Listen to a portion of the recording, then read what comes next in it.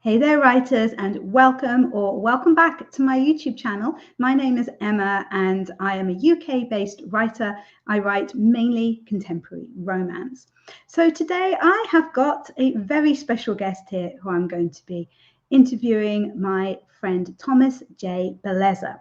Now, the reason why I wanted to interview Thomas, aside from the fact that he is a fantastic human being, is that he has a new book out, and he was very kind and sent me a copy to have a read of.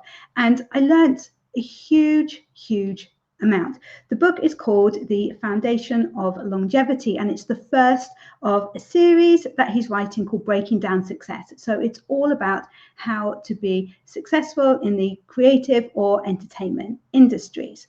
Now, I'm someone who kind of fell into writing in a way.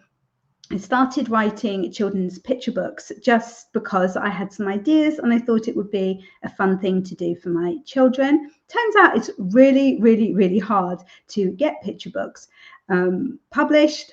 So I kind of moved on to romance purely because I thought it would be fun to attempt to write a romance.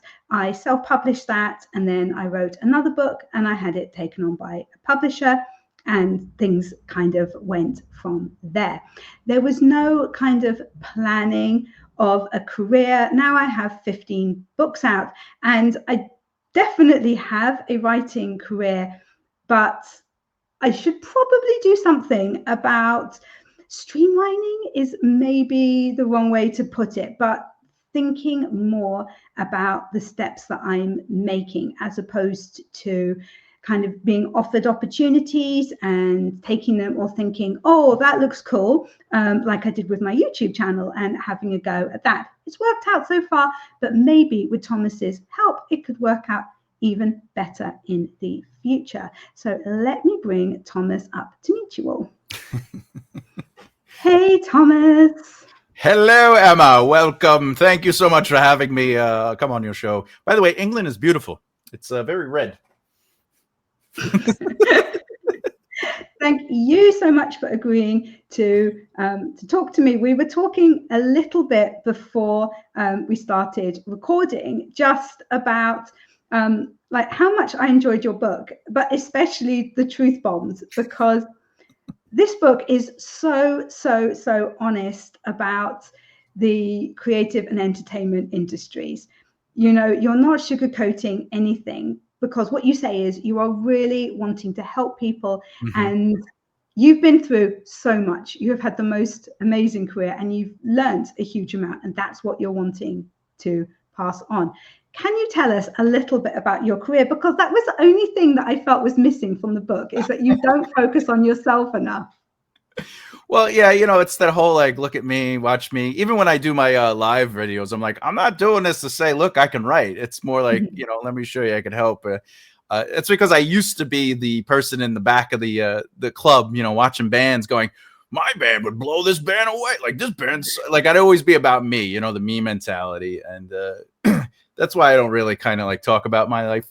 But I will say, to talk about like the hard truths before I go into my career, I know they're hard truths. In fact, so much so, as you can contest, you know, the book starts off with a please understand, I'm going to be blunt. I'm not attacking anybody. I'm just like, I just need you to know, I wish somebody would just be like, stop it. Stop being an idiot. Do these things. So, yes, I am quite aware of the bluntness of the book, and I think it adds to the authenticity of how I teach people too. You know, I don't sugarcoat. What's this? What do they say? It's like, oh, you need a crap sandwich. You know, give me some compliment in the beginning, then tell me what I need to fix, and then give me a. It's like it takes too much time. Let's just get to the crap. Let's just fix the crap. You know, put a little sprinkle on it or something like that. We'll just move on. But you know, to summarize my career, I started as an illustrator. I wanted to be in comics. I always wanted to be an author, but in 4th grade, I had a wonderful teacher who asked the class, "What would you like to be when you grew up?" And I said, "I'd like to be a writer." And she says, "You should figure out a trade because you can't spell." So I was in 4th grade. They did not know what dyslexia is. I am dyslexic. And so it was hard to read and hard to write long form. In fact, if I write long form, I have to use capitals. If I use lowercase or script, it starts getting confusing and stuff like that. I'll miss words, even though in my head I'll be like, the cat ran to the bus, and then I read it back. I'm like, what is the elephant doing in this?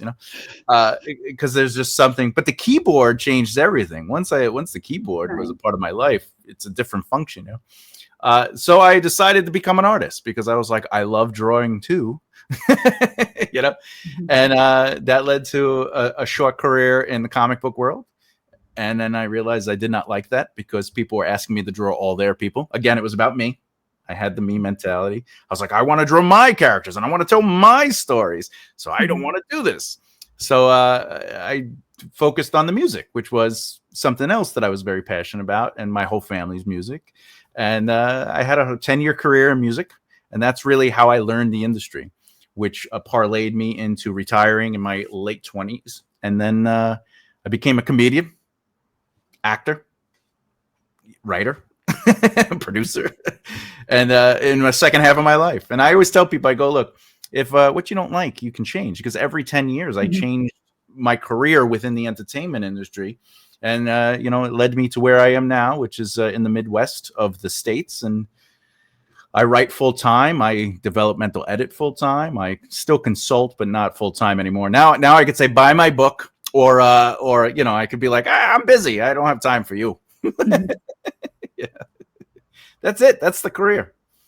And that really is the stage that you're talking about being able to reach in your book. What I loved is that you state you're not talking about everybody being the next like Matt Damon or Brad Pitt and making hundreds of millions of pounds. You are talking about having a career which spans as long as you want it, which brings in enough money for you to live comfortably. It is a job that will pay for everything that you need, which is realistic. Maybe sounds like the wrong way to put it, because obviously it is not easy to make money in many of the aspects of the industries that we're talking about, but it's certainly a lot more realistic to aim for that than to aim to be Madonna and to have the kind of money that she's got. I'd almost argue that it's as difficult and or easy as any job you go to from 9 to 5. However, when you're talking about Madonna, Metallica, George Clooney, whatever, they're not successful. They went into the system. They did something and they got pushed, developed, and elevated, right? So someone that's like your average Joe or Melissa on the streets who has quote unquote talent is not going to be Madonna unless she meets the right people and they invest in her. Somebody has to say, Madonna's the next thing. Let's make her the next thing. It's like Lady Gaga. She didn't wake up and she was Lady Gaga. She was a writer beforehand. Not a writer like an author, but musician, right? She wrote lyrics. She helped people. She did some behind the scenes producing. She did some singing, a little bit of dancing with people, and she helped artists. And then they said, all right, you've been in the industry long enough. We like you. We're going to push you. But you're not attractive. So we're going to cover your face as much as possible in your first couple of videos, which is true. Go back, watch her videos. Watch her when she was on the... It's one of the reasons she started wearing the meat dress, the famous meat dress, because she's like, I'm not a piece of meat, and then now she doesn't wear the face. But that's the industry, the bigwigs, the ones that are flying high, it's because they entered the system. They put the time in. Right. It's like the old saying, I was an overnight success after 10 years, 10 years overnight in the making. But I think anyone, like, you're right, you're an author. But I think if you worked at a supermarket and you wanted to make a living in the supermarket industry, it would take the same amount of effort. And I think what people disconnect is, well, my book, I got to write a book. Well, in a supermarket, you don't have to make food.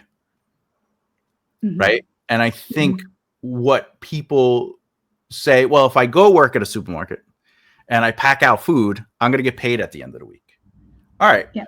But why do you get paid at the end of the week? Is it because you're packing out the food, or is something else going on? Are you showing up to work on time? Are you making friends with the people that you work with? Meaning you get along with everyone and people like you there. Are you becoming friends and close with the managers and upper brass? Well, now you get promotions. Now you get the days off when you want. Now they ask you to do, they'll come to you first and say, hey, do you want to work extra hours? Right? But creatives don't think like that. They think book, book, book, book, book, book, book, book. But they're not thinking, oh, why am I not making friends with people in the community? Why am I not friends with other authors, other, publishers, agents? Well, you can't make friends with agents and publishers. Why not? What's stopping you? Well, they're not next door. Okay, but where are they? If I want to become friends with people in the supermarket, where do I got to go? The supermarket. Mm-hmm. Right? So that's what I did in the music industry. Whoop. Jim and I was like, oh, you're asking me a question? I can help. So but just to go back to my career, when I was in the music industry, I focused on shows and songs. So we practiced literally 5 days a week because we had to be the greatest thing since sliced bread. Okay, we will be the best. We will blow everybody off the stage. And then we played shows. Now, of course, when we played shows, who showed up? Our girlfriends, the bartender, maybe the bar owner, and the promoter. And then we played in front of nobody. Okay, because shows don't create audiences, even though people say shows create audiences. But when I started getting mentors and I started learning the industry more, I stopped doing shows, believe it or not. And I started going to big shows and becoming friends with the club owners, which then in turn led to me getting backstage, which in turn let me meet other famous bands, which in turn became my friends, which in turn led me to managers, which in turn got me to a Coliseum to perform in front of 6,000 to 8,000 people, right? If I just stayed playing shows, I would have never got to that point. I would have never met the right people that said, hey, Tom, I'd love for your band to play this festival this weekend. Would you like to do that? And I said, yeah. And we played maybe 5 festivals with that guy, with that promoter, that we would have never met if we didn't start getting involved in the community. And I think artists don't feel that's the way to success. They think, I just need another book. Oh, my book only sold 30 copies. You know what? I'll write another book. Well, why is the next book going to sell more than the last book? Well, because this one's better than the last one. This is my best book. Okay, so don't buy your other book. Forget about the other book, right? You're telling me as the audience to focus only on the new book. Yeah, but I also just wrote another book, and this is my best book. All right, so forget your other 2 books, right? Because they're thinking art and they're not thinking career. Yeah, because you talk a lot about the artistic brain and the business brain, and how when you started off, you had artistic brain. You were thinking about doing all the practicing and everything that you talked about, and just wanting to play gigs. But actually, you need that business brain, which is what you really talk about, and how much work you need to put into making these connections and other things that are kind of maybe the things that we don't want to do and we see as very separate to our art, but are actually integral to it. I mean, I was frankly traumatized when you said in the book that I needed to make friends with 300 people. I was like, that is not going to happen. People are awful. Don't make me do this. But I wonder, like, particularly in that case. So yes, like I do understand in the publishing industry, it is also important to make connections, to make friends, especially because being a writer, a lot of people can find it very lonely because, it is a solitary pursuit. But would you say that that aspect of it, 300 people, if you like, is more vital if you are in the music industry, or if you're an actor or something like that, because of the need to get more individual gigs or films or whatever it is, which we don't like as a writer? You don't need to do that. Interesting. That's a good devil's advocate. I would push back and I'd say 300 people isn't necessarily you're hanging out with 300 people every day. The 5 people you hang out with the most become the world you live in. Yeah. However, those 5 people know 5 people, and those 5 people know 5 people, and this so forth and so on becomes your circle of influence. So my closest friends led me to agents, literary agents, performance agents, my managers when I had them, everybody, opportunities where I started getting involved in the SAG union. Okay. So my close friends led to secondary friends, and then tertiary friends, and then associates, and I eventually have 300. However, I would also argue that authors do need gigs. They need speaking opportunities to talk about their expertise. You're a romance novelist. Oh, no. Okay. So maybe not even talking about how to write, even though you do that also. You're an editor and you also teach writing. But if you were speaking about the process of writing the romance, or your life, your adventure that led you to writing romance, these things would prove to an audience that doesn't know you that, hey, you know what you're talking about. I'm going to read your book. But you aren't saying my book is great. You're not saying you should read my book. What you're saying is, hey, I do these things. These are the emotional truths to why I do it. And now that proves your expertise. So people are able to connect with you. So you need speaking engagements. The other thing is, even if you have a literary agent, okay, you still need somebody that's probably going to be in the film industry. Don't you want a book to turn into a television show or a movie? If that's the case, you got to get involved in that industry, and that's easy to do. Equity, I believe, is the big union for actors across the pond. Here it's SAG-AFTRA, and there is Equity also, but that's for theater here in the States. But people are always like, oh, my book would be so great as a television show. Okay, are you hanging out with people in the industry? No. Why not? Well, because my book's so good, I'm sure somebody will find it eventually. Oh, okay. Well, good luck. You know, you're not going to be George Clooney. You're not going to be Madonna. You're not going to be Nora Jones. It's just, Nora Roberts, whatever. You're not going to get there because you're just relying on my book is great, right? But you need those relationships to get you into other avenues. In fact, I don't know if you got to it yet, but in the book, I talk about like every year or every 3 years or every 5 years and every 7 and 10 years, you should be elevating your career to another level, even if it's linear. But like, hey, I'm this successful as a writer, but let me see what I can do with that success in acting or that success in producing or whatever the case is. I'm not saying people should become actors, but if you want to have your stuff as a film or television, you have to now start hanging out with producers. How do you hang out with producers? You find actors, because those are the easy people to get friends with. And then they're going to lead you to, oh, my buddy's a producer. And then my buddy who's a producer knows so-and-so, right? Like, you can't just sit home and be like, I wrote another book. You need friendships. Relationships are more valuable than anything in the world, including the talent. That's why talent's not even on the 3 needs of success in my book. Yes, yeah. you do make the point that talent isn't actually what is going to make you successful. Yeah. In the vast majority of cases. It will lead to longevity.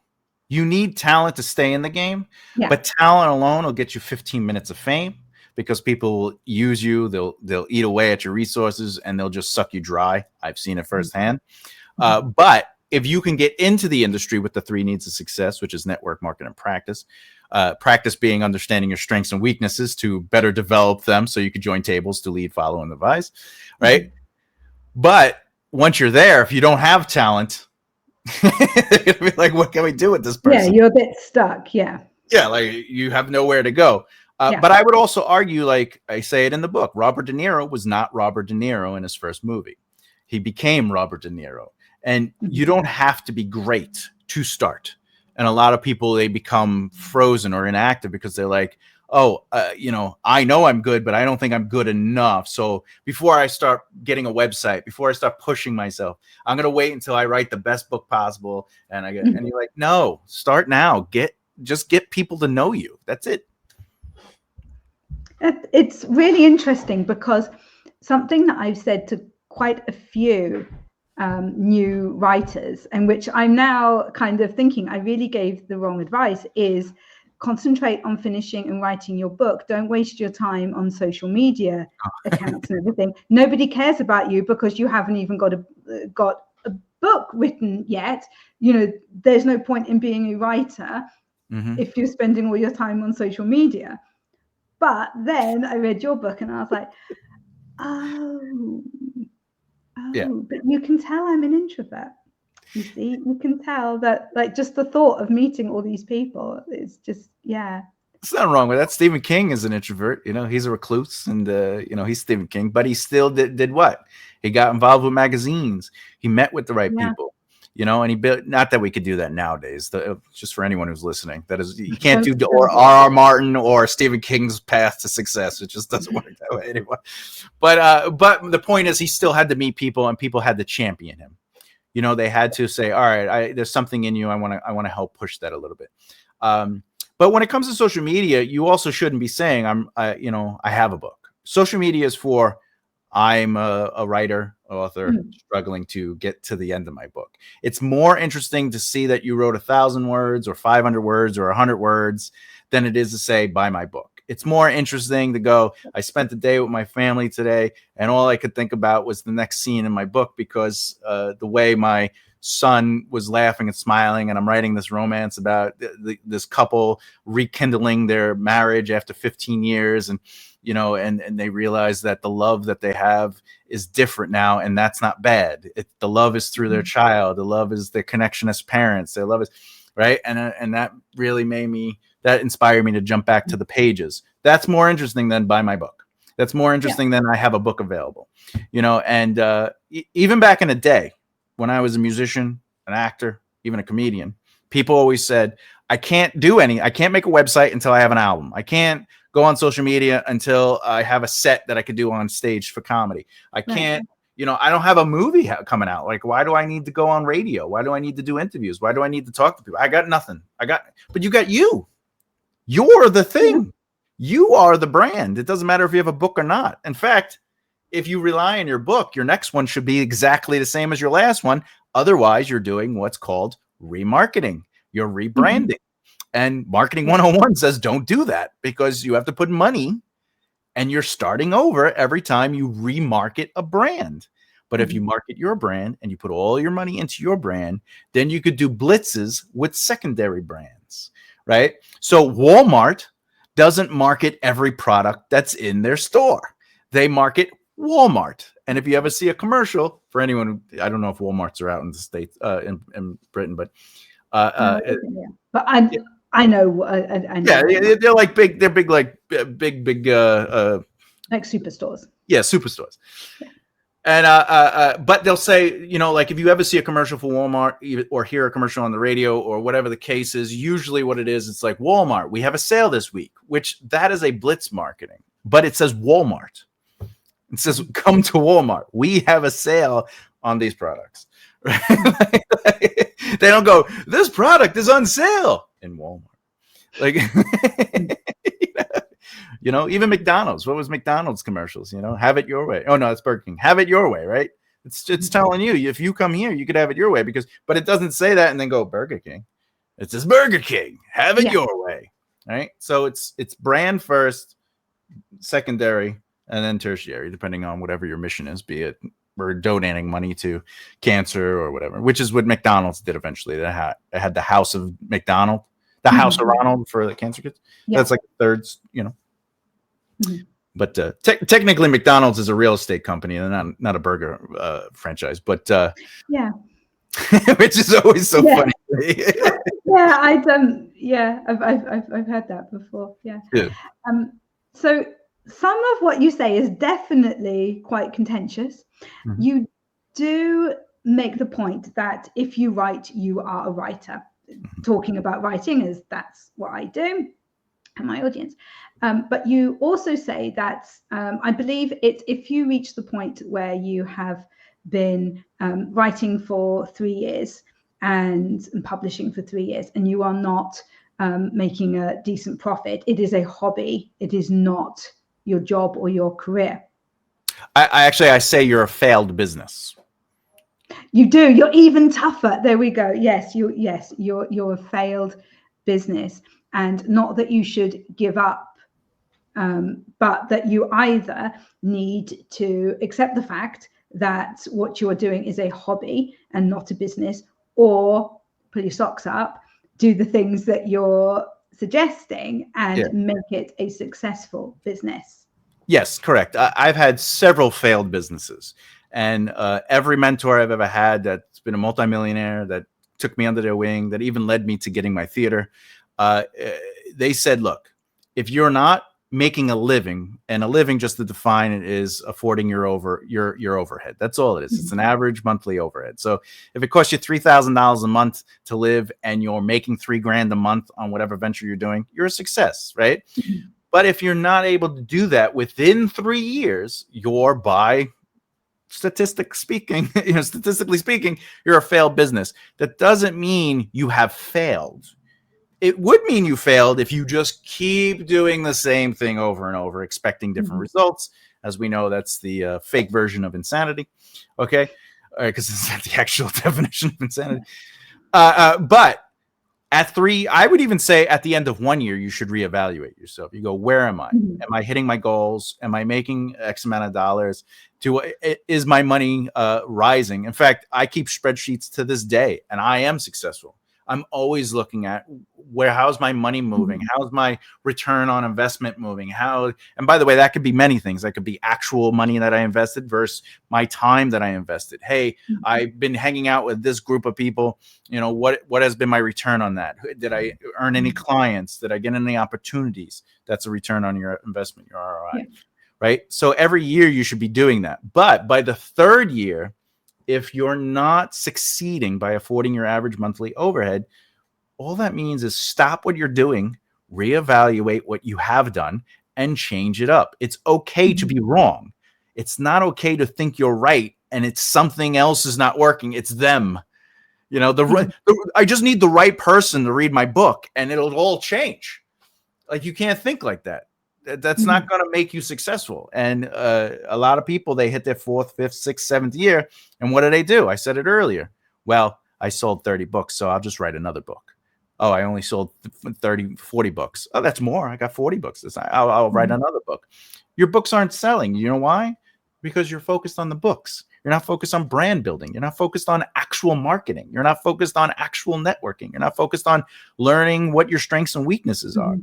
And that's really what I say. That's what I mean in the book, is like, if you're not affording your average monthly overhead in 3 years, just stop, start over, and reallocate. Yeah. And obviously this all takes a lot of time, and perhaps the most contentious thing that you say is that you don't believe that it is possible to have a full-time job, which is like I can't remember, it's like a backup job, one that pays the bills.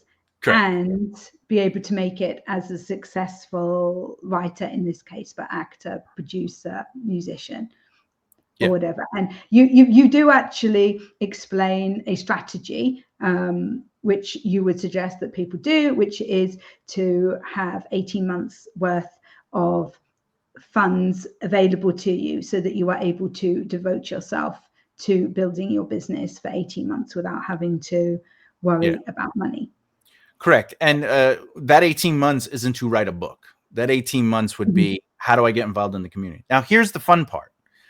If I want to be a writer and I have a job at a supermarket, I have a hobby as a writer. And the reason is because I'm not working in my industry of interest. I'm putting time into a company that I have to put time into to get paid, which means I'm going to do everything I'm supposed to do for my writing business for this other company. And ultimately, I'm not going to make money as a writer. I'm going to make money as a person who works in the supermarket. So if you have the 18 months, what you can do is you could start getting crappy jobs within the industry of your choice. And you're like, oh, but I'm not making enough money. Yeah, but it's not about the money in the beginning. It's about, oh, I'm working for a publishing company. Oh, I'm working for an agency company. Oh, I'm working for this festival that handles, nationwide whatever events. I'm working for editor company, a company that has a big editing company. Oh, well, I don't have a degree. Okay, you don't have a degree? Then what's your other skill sets? What do you mean? Well, you're a writer, right? Yes. Okay. Well, what do you do? I don't know. What do you mean? Do you write prose? Yeah. All right. So now you know how to teach somebody how to write prose. No, I don't. Okay. Well, that's a weakness that you need to work on. Yeah, but I don't want to teach people. Yeah, but if you get to teach people, what do you get to tell people? You're a writer. You know how to write. Oh my God, I should buy their book because they know how to write. That not only do they know how to write, but they teach people how to write. So let me see what their book is. And that's the thing. It's like, if you immerse yourself in the industry of your purpose or your interest, you're going to start building a brand within that industry. It's like when I became an actor full time. It took me 6 months to get into the union, which, by the way, is unheard of. But the way I did that was I had friends who were in the union, and we did a project together, and I got my Taft-Hartley. And the Taft-Hartley gives me the 3 waivers instead of having to wait for 3 waivers, which could take up to 6 years, because you never know. But I used that opportunity. And then as soon as I got into the union, the first thing I did was go to a major meeting where you're allowed to ask questions. I asked questions about how do I bring more people into the union and how do I help other people. And then directly after that, I went up to the president of the union and I says, listen, I really believe in the union. I believe in working with people. If you ever need me, whatever you need, let's do something. He says, give me your number. Literally within the week, he called me, said, come on into the office. He sat me down, tells me, what's your dreams and aspirations? Everything I said had nothing to do with me. I didn't say, I want to be an Oscar winner. I want to be this. I want to be that. But at the end of the interview, he goes, is there something that you want as a goal for your creative career? I says, yeah, I'm a writer. I write screenplays. I would love to, be a producer and a head writer and stuff like that. He goes, okay, I could help you with that. The next thing you know, the dog busts into the room, right? No, he actually took me under his wing and he made me run with him for president. So he was the president and then he had electees and he wanted me. I just met the guy. It wasn't even 6 months. And he's like, let's run. So what happened there? My name got spread everywhere throughout the union. And I started going to events and people started going, hey. So I started getting opportunities. And then he introduced me to the writing union, like the head of the writing union. But my none of that would have happened if I was like, I'm going to work, I'm going to work at the pizzeria and I'll enjoy the food. But I want to be an actor though. But I'm going to work at the pizzeria. And then occasionally I'll perform at like a local theater, where like you have to ask your friends and family to come see you. Right. Because I just want to be seen. If I'm on stage, I'm an actor. So I got to be on stage. I didn't do that. I went the other way. I did all the business stuff first, and then I got opportunities. Because I think in the book, there's a mantra I say, and I'm sure you'll be like, yep, he says that. I go, what you do is not your job. Your job rewards you financially to do the thing you do passionately. And all that means is my job is not writing. My job is network market practice. My job is managing my time, money, and people around me. My job is trying to find solutions that, by thinking outside the box in a proactive way. My job is to take my talent, not to write, but to add value to tables to best lead, follow, and advise, right? These are things that are my job. And all those things, just like I told you with the union story, lead to me getting paid to do the thing I do passionately. Yeah. And that's what I talk about in the book, really. Yeah. And wonderful quote from it. Everything you do must affect everything you do. I love that. Yeah. And that's also, by the way, why I say if you work a job that has nothing to do with your industry, and then you sort of kind of do the thing on the side, are you affecting everything you do?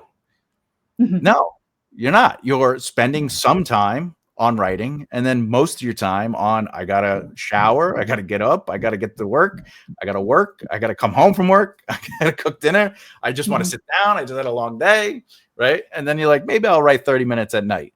Well, I'm writing, but you're still not doing your job for your career. Sure. You know what I'm saying? Yeah. Because, there's only so much that we can fit into the day. I'm constantly impressed by writers who get home at 6 o'clock in the evening or whatever, cook dinner, and then sit down and manage to write 2,000 words, because I just know that I would not be able to do that. But of course, as you say, you might be able to do that aspect of it, but you then are not able, either because of time or energy or whatever, to do the business side of things, which is what you're talking about. And there is a lot about time management in the second half of the book, which is great. I've been impressed just when we've been having like little conversations or whatever, like little chats, sending each other funny gifts and things. And you'll be like, okay, it's time for me to do, like my half an hour on this or whatever, because you use like chunks of time dividing up your day, which is something, I don't know, it's just, I've heard people do it. I've attempted it myself. I don't know if I'm a very, very difficult human being. And I don't like being squished into a box. And one of the things which you say when it comes to time management is that you are a big believer in working on lots of different things and, working on one project for say 45 minutes and then working on another one for an hour or whatever. What I have found is that I find it very difficult to switch between the topics, and I find I waste more time. And particularly if I'm doing a big editing job. At the moment, I'm editing a romantic suspense. And I just find it a lot better if I'm like, for my work time today, not my business time, my work time, that is what I'm doing for however long I have. And it really does differ with me day by day. I am just going to plow on through that. And that's how I find seems to work for me. So do you think that that's different for different people, or do you maintain that you're correct and that? Well, I would argue that the book itself says this is one of many millions of ways. I think I even make a joke. I go, there are hundreds, if not tens, of different ways to do something. So I do not think my way is the right way for everyone. I just think it is a way that could work for many people. But I will say this. You do, no matter who you are, what you do, have to network, market, practice. You do need to manage your time, money. You need to do all the things I mentioned earlier, but how you do it becomes the variable. So you're an introvert, so you have to find ways to network through your comfortable levels. I don't think you should be out in a room full of 60 people handing out a business card. That's not even networking. That's marketing. Or technically it's advertisement. You're going, hey, call me. But let's put it into a different perspective for you. So your actual job is what leads you to get editing gigs. So when you're editing, you're not working. That's the reward. Yeah. Because you did your job, which led to clients, which led you to now get paid to do the thing you love doing, which is it involves books, right? When you say I write multiple projects, you got to remember I also am a heavy outliner. So I'm not doing a lot of backup, like where was I last? I just literally look at the scene. What do I have to write? Okay. And I know my characters so well, and I know my narrative so well. However, let's be clear. My first 8 hours, even sometimes the first 10 hours of my day, is all business. I do not write. I don't touch my books. I don't even look at my books. I do 2 hours at the end of every day. And in that 2 hours, I could be thinking about my books. That could be editing. That could be outlining. I could do 30 minutes on each project. So that's 4 projects I get to work on. I could do an hour and then 2.5 hours, whatever. I get 2 hours of writing at the end of my day. But before that, it's 8 hours of me doing my job. And my job is I'm making sure my social media is moving. I'm making sure that I'm following up with the emails. I'm making sure that I am I mean, I just sent you a thing. Remember the podcast thing? That's just a glimpse of like the behind the scenes stuff I do. I make these huge lists. And so I spend 30 minutes on Monday adding to the list. Then Tuesday, I spend time researching what I just created on the list. Then Wednesday, I work out emails. And then Thursday, I send the emails. And then Friday, if anyone responds, like I have to create opportunity during the day. And then the writing is me having fun. Like it's your like reward. Yeah. It's your reward at the end of the day. Yeah. I eat. I watch a little TV, and then I go, all right, I'm going to write for 2 hours. So I do take a break, and then, but that takes a certain amount of, I don't know, like once I've eaten, if I've settled down in front of the TV, that can be it, honestly, like convincing me to get up and, well, maybe not even get up. I can write on the sofa, but to re-immerse myself in work mode, if you like. Well, yeah, because you're basically shutting off, which is fine. Yeah. But even in the book, I say surround yourself with your circle of influence. A circle of influence doesn't influence your career. It influences better, stronger habits. And I started I went from being around people that wanted to play video games all the time, and which I love video games. Don't get me wrong. But I went around that to people running their businesses, to multimillionaires, to people that are running the behind the scenes for the film industry, to people who ran the behind the scenes of the music industry, to like I became friends with all the big comedy clubs, not necessarily the open mic people. You know, because I was like, if I go to open mics, I won't have a career. And they're like, but you have to work your comedy routine. I practice my comedy routine like I practice a monologue. And then I hone it on stage on real shows. I'm not going to hone it on an open mic where no one's paying attention except for 3 comedians that are looking at their phones going, what joke am I going to do? You don't learn anything that way. Instead, I had a bunch of friends that were also comedians. We'd get together 3 times a week and we'd perform our sets in front of each other in an isolated room. And our job was to give each other notes. That's the difference between it's about me versus how do we grow together, right? It's all about trying to find solutions by thinking of them. But as far as habit building, that's why I'm able to do what I am. I was not like this when I was younger. I would be like, I'm gonna write music, or I'm gonna, whatever I'm gonna do. I'm just gonna do art. And then one day I was like, I have to do business. I have to. So I worked 3 jobs, saved up money. So I didn't, and I quit all 3 jobs. And now I focused on my music career. And within the year, that's why I say 18 months, because you need a year to be successful. And again, success is making a living within your field of interest. Yeah. And that got me into the industry. I was able to work with people. People hired me to consult them. People hired me to work on people's albums, to write a solo, to write lyrics, to go on tour with them, right? Even if it was like a local 10-show tour, it was still, I was getting paid, right? And I could have never done that if I wasn't dedicating 8 hours minimum a day to building my relationships, marketing my brand that I'm available. Like you can't be an editor if you don't tell people you edit. It's not going to happen. You can't get an agent if you don't tell people you write.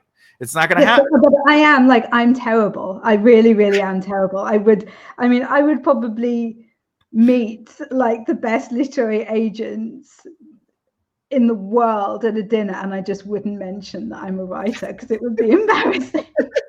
Because that's the reality. There is no, but I am a little bit younger than you, so I do still have the time, because you said when you were younger, you weren't as disciplined. Therefore. Well, that's true. Yeah. But you can train an old dog new tricks, because I didn't really fall into my habits until my 30s. I would say I'd say maybe like 3 or 4 years before I opened my theater. That's when my whole brain was changing completely. It changed a lot in the early 2000s when I got the mentors and I wasn't listening to them because I'm an idiot, because I know everything, right? And it took me a while to be like, nothing is working after 5 years. And I was just like, let me just try what they say. And within a year, we're playing huge shows. We're meeting important people. I've sat down with many record labels. I was told, by different record labels that like, you're amazing. Like, this is what you're doing is different. Like, you can't even open for bands because your show and your performance and everything you put it, like you'll blow them off the stage. Like, you can't, no one's going to want to tour with you because of this. Like, you're going to have to dumb it down or something. Like, they were just like, we know what you're doing and you should be the main act,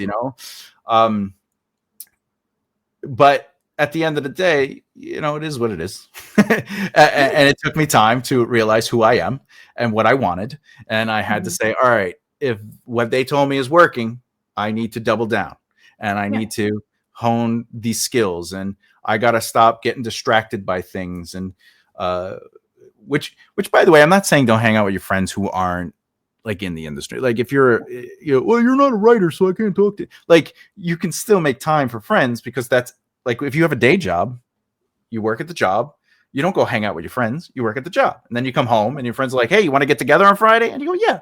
Like, so you can still spend time with people. But my Monday through Friday was dedicated to anyone who was in the industry, Yeah.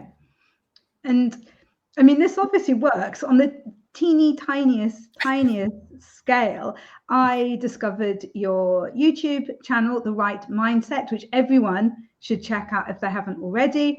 Thomas has the most fantastic writing advice. I learn so much every single time I'm able to catch an episode. But I discovered your channel. I joined in. You've got the most fantastic community there. I don't believe that you ever mentioned that you have a poetry book called She that was available. Because of how much I enjoyed your videos, of how much I learned from your lives in particular, and when you're really interacting with the audience, I went on Amazon, I found your poetry book, and I read your poetry book, which I really, really enjoyed. I appreciate it. So it does just go to show that it does work. Like I said, you never, as far as I'm aware, mentioned that I heard that you had this poetry book, and I went out of my way, which everybody says people don't do. Yeah. Marketing 101 is that you have to make it super simple for people with one link that they follow and they can buy. That's right. Or borrow or whatever. And there was me actively taking time to seek out what you'd written. Yeah, because you established a relationship with my brand. We became close in that sense, and then we became friends. But even before we became friends, you were already actively going, oh, what is this?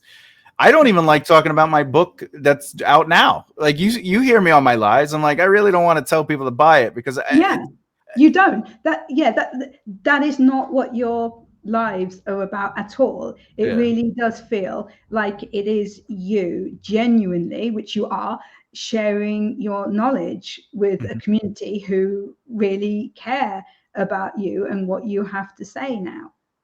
And that's a really lovely thing. And I think it's an especially lovely thing in the world that we live in now, where, I had a video out on my channel yesterday about how I'm not really using Twitter or X anymore. And when I was preparing for that video, I logged into my X account, and it was just people advertising their books. Not even in an original, funny way. Like I've done a video before that was like 5 reasons why you definitely shouldn't read my book. And it was like, oh, it's this. Not even that. Just images of books with the price and a link to buy on Amazon. And I get why people do it. And, I've done it. My publisher have sent me, images and things that I can share on Instagram. And there is a certain amount that you do have to do that. Stick it at the top of your Instagram feed and things so that people know where to get your book. But when that is all you are seeing all the time, there's no interaction, there's no engagement. It is just a list of adverts, basically. And when you do that, it's called pushing. So you do two things when you push. You push an agenda and you push people away. Because if your brand is about, let's say, for example, The Right Mindset, it's all about writing. So it's the craft of writing.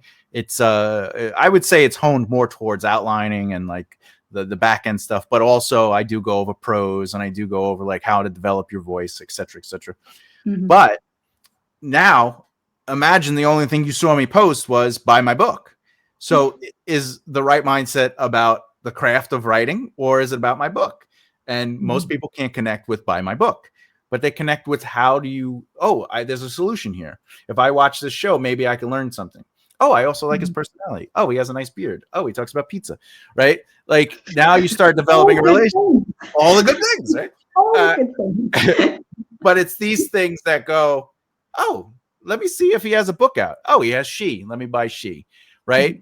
And it's that now you made the emotional choice. One of my mentors in the music industry once used to say to me, if you hand a business card to a potential fan, not a career opportunity. Like, for example, if I met like a big wig, I wouldn't give him the card I'm about to explain. But if you have a card for fans, what it should be is a photo of you on one side. And then on the other side, it's your website and maybe a slogan. And people would always say, when I started telling them that, they go, why? I go, because you want people to make emotional choices. Yeah, but I want them to just have the easiest way to get in touch with me. So why don't I have my phone number and email on there? Because not every fan you meet, you want calling you or emailing you. But more importantly, emotional choice. If I choose to go to the website, I have subconsciously made an emotional choice, and therefore I'm one step closer to being interested. And then when they get to your website, you don't have buy my book, right? You have here are my books. And now they have to make another emotional choice to go to the book page. Right. Right. And the more choices they make, the closer they get to buying it. So really, based on what you were saying earlier too, it's like, oh, make it, people say you should make it as easy as possible. In reality, the more they go to it, the more they're willing to be a part of it. And, right. And for the record, I started giving this card out to potential clients because it weeded out the ones that I knew wouldn't take it seriously and or would be like, hey, I know you charge as much, but maybe we could, maybe we could do 10% today and like 6 years from now, 10 more percent, like they start haggling with you. And so really it's all about the emotional choice. You want to make everything vague, but informative. Be your truthful self, but allow people to make the choice, Oh, well, thank you so much for being here today and for making me rethink everything You're welcome. with being a writer over the last few days that I have been reading your book. It has been an absolute pleasure. If you haven't checked out Thomas's YouTube channel, where have you been? You will learn so much as well as being very entertained. If the Foundation for Longevity sounds like the kind of thing that you'd be interested in, I will make sure that a link will be down in the description below for you to check it out. And I will also have all kinds of links down there for you to find out more about Wonderful Thomas, because we all do. Thank you again for coming to chat with me, Thomas. Absolutely. Thanks, Emma. If you have enjoyed this interview, please make sure that you give a thumbs up and subscribe to my channel and to Thomas's, because we have a lot of fun on both of those parts of YouTube. And I will catch you in the next one.